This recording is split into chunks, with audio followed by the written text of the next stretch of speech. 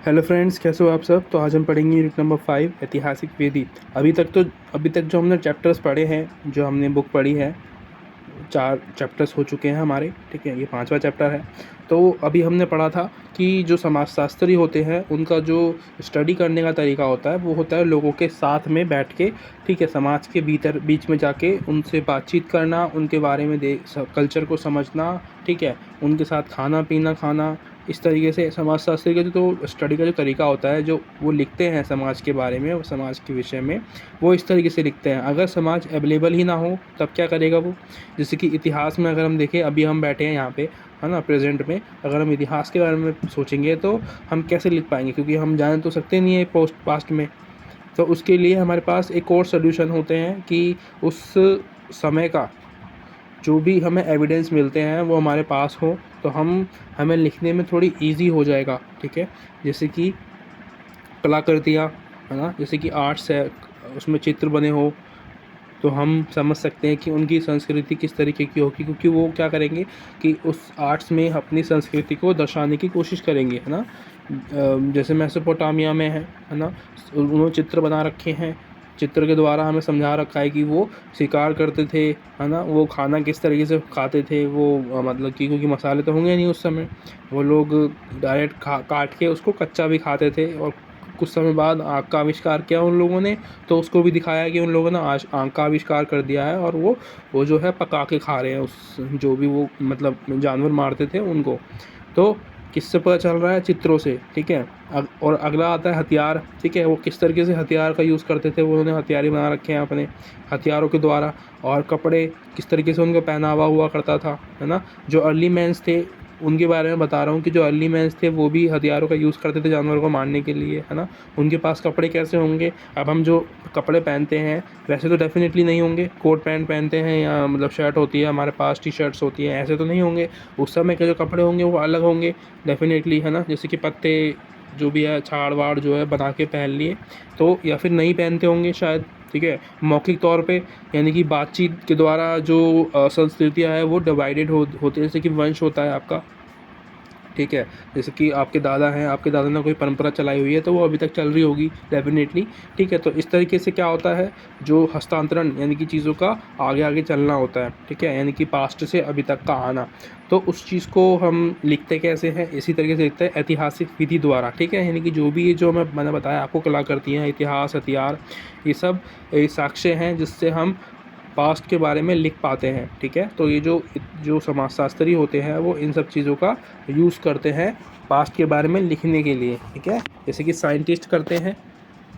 ठीक है, साइंटिस्ट क्या करते हैं? साइंटिस्ट तो अपनी लैब में बैठ के करेगा, पर हिस्टोरिकल जो ये जो समाजशास्त्री होते हैं इनका तरीका अलग था। लेकिन हिस्ट्री को जानने के लिए ये इनको भी बैठ के, वो बहुत सारे समाजशास्त्री एक साथ बैठेंगे, फिर उन एक चीज़ पे डिस्कस करेंगे कि ये जो मूर्ति है वो किस तरीके से बनाई गई होगी। ठीक है, क्या मटेरियल यूज़ करा होगा, कि उनकी संस्कृति किस तरीके से उसमें दिखाई देगी। ठीक है, तो शायद आपको समझ में आया हो। और अगला आता है हमारा आगमनात्मक प्रेरक विधि। इसमें क्या होता है? इसमें इतिहास जो है, इतिहास के विषय में लिखने के लिए इस विधि का प्रयोग डेफिनेटली, जो मैंने बताया अभी आपको कि जो हिस्ट्री है उसके बारे में हम लिखते हैं, उसके लिए इस विधि का हम प्रयोग करते हैं। इसे सामाजिक विकास की पद्धति भी कहते हैं। इतिहास पद्धति का प्रयोग समाज के विषय में लिखने के लिए किया जाता है। तो ये सब तो हमने पढ़ लिया है। और एक इम्पॉर्टेंट यहाँ पे टॉपिक है या शब्द है, टोटमवाद। टोटमवाद जो शब्द है इसका मतलब होता है कि जो उस समय के जो समाज थे उनके जो कुल देवता थे।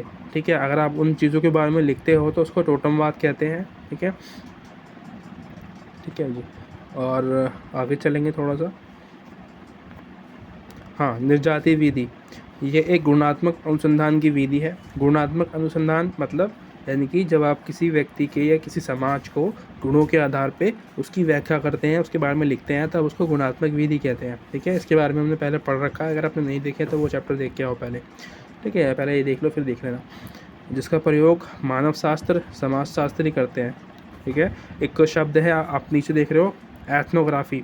तो एथनोग्राफी का मतलब क्या होता है? एथनोस का मतलब तो होता है लोग या फिर राष्ट्र, और ग्राफी मतलब जैसा कि आपको पता ही होगा, ग्राफी मतलब लिखना होता है, ठीक है। तो लोगों के बारे में लिखना, ठीक है, किसी समाज के लोगों के बारे में लिखने को एथनोग्राफी कहते हैं। ये क्वेश्चन आता है, आप ध्यान रखना इसका। संस्कृति के संपर्क में आना पड़ता है इसके लिए, ठीक है। तो संस्कृति के संपर्क में कैसे आएगा व्यक्ति? जब वो संस्कृति ही नहीं है, अभी एग्जिस्ट ही नहीं करती, तो आप उसके संपर्क में कैसे आओगे? उसके द्वारा जो साक्ष्य प्राप्त होंगे आपको उस समाज के द्वारा, उससे उसके द्वारा आप उस संस्कृति में जा सकते हो, ठीक है। उसके बारे में सोच सकते हो, विचार कर सकते हो। ऐतिहासिक विधि में निर्वंश विज्ञानियों द्वारा योगदान बहुत ज़्यादा है, ठीक है, और ये समाज में बदलाव के विषय में बताता है। और इसके अलावा नीचे एक टॉपिक दे रखा है, निगमनात्मक पद्धति। सारी एक ही चीज़ें हैं, आपको इतिहास की पद्धति के बारे में बता रहा है ये सारा कुछ, ठीक है जी।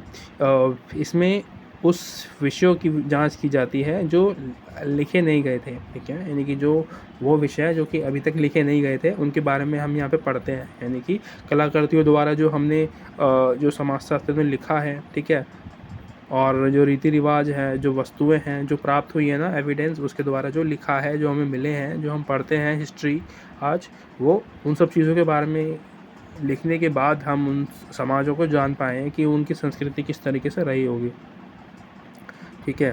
बाकी इसके अंदर और कुछ नहीं है, यही था जो इम्पोर्टेंट चीज़ें थी, मैंने बता दिया आपको, ठीक है। नेक्स्ट वीडियो जल्दी आएगी या आगे होगी, प्लेलिस्ट बन की होगी, आप ज़रूर जाकर देख लेना। Thank you so much.